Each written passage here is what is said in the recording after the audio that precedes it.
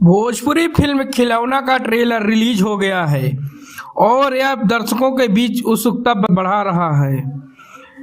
MI. राज के निर्देशक में बनी यह फिल्म इमोशनल ड्रामा से भरपूर है, जिसमें परिवार, अनहोनी घटनाओं और तंत्र विद्या का दिलचस्प मेल देखने को मिलेगा।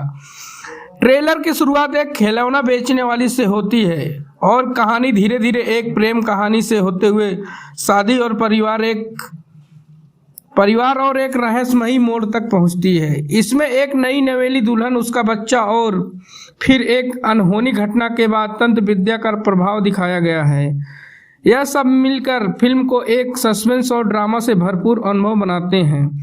फिल्म में काजल यादव, माया यादव और राजकुमार मुख्य भूमिका में नजर आने वाले हैं, जबकि हीरालाल यादव, निशा सिंह, रंजीत सिंह, गोपाल चौहान और रश्मि शर्मा भी अहम किरदारों में नजर आएंगी।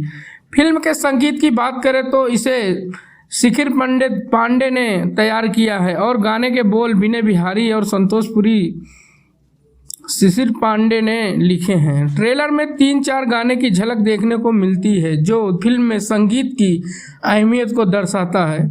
इन गाने को प्रियंका सिंह, आलोक कुमार, पामेला जैन, खुशबू जैन और शिल्पी राज ने अपनी आवाज़ दी है।